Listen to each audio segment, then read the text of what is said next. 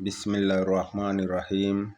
অল্প কিছু আলোচনা নিয়ে, বড় দুঃখজনক আলোচনা নিয়ে কথা বলতেছি।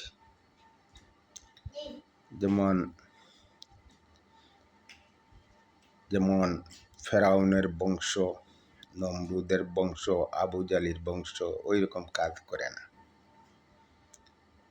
কেন?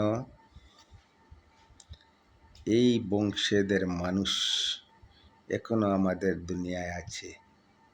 ওই বংশেদের মানুষ দুঃখ দরদ নাই।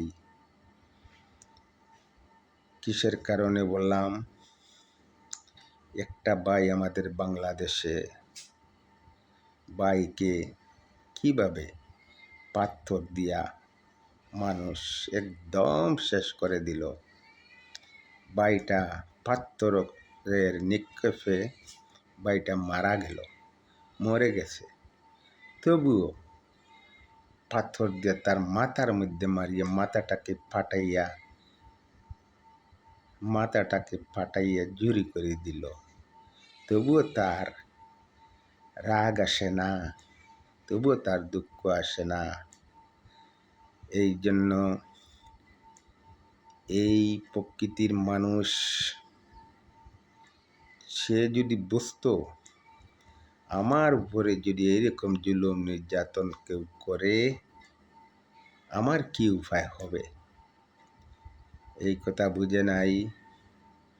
এর জন্য এই বাংলাদেশের অনেক মানুষ দেখেছি, অনেক লক্ষ লক্ষ মানুষের প্রতিবাদ করতেছে। মুসলমান মুমিন বন্দা যারা আছে এদের অন্তরের মধ্যে দুঃখ লাগবে।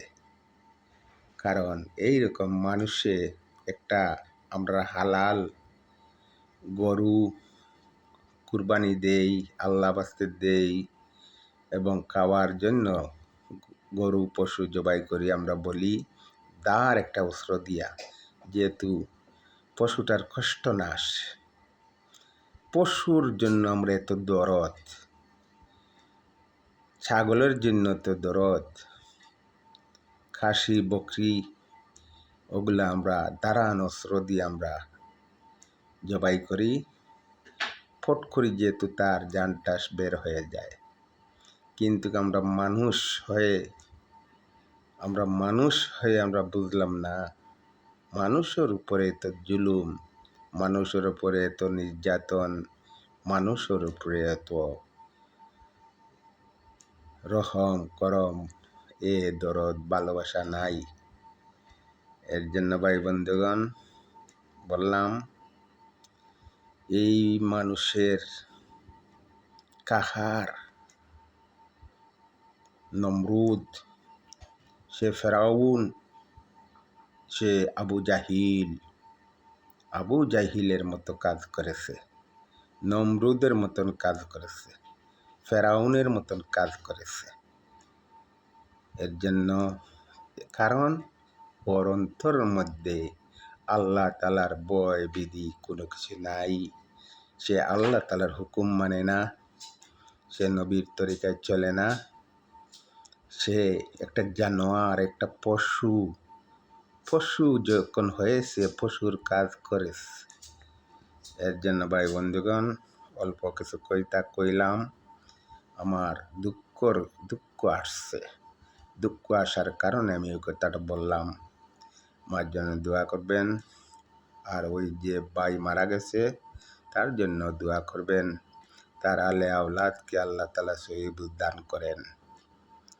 এর জন্য যেহেতু আমরা এইরকম ঘটনা না হয়, এইরকম ঘটনা না আসে, ওই রকম কাজ করবেন ভাই।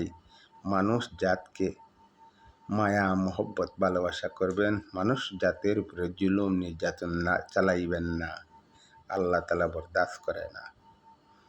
এর জন্য রাখলাম।